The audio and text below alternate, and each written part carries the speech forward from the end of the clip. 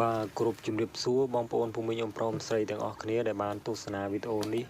តាមរយៈបណ្ដាញសង្គម Facebook ឬក៏ YouTube ជាដើមបាទវីដេអូនេះដែរខ្ញុំចង់បង្ហាញបងប្អូនអំពីការដំឡើងឆាត់រួតខ្លះ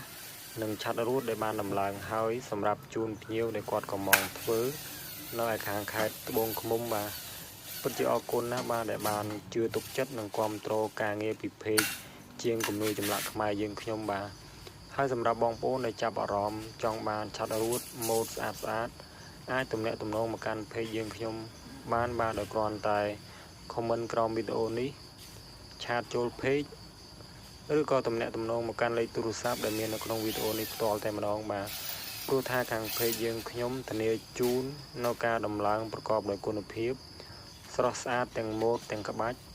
រឹងមាំទាំងក្រងដែកទាំងសន្លឹកឆាត់ជូនអតិថិជនទាំងអស់គ្នាបាទហើយលើពីនេះទៅទៀតเพจយើងខ្ញុំក៏មានទទួលគូគំនូនិងចម្លាក់គ្រប់ប្រភេទផងដែរបាទសូមអរគុណច្រើនបាទ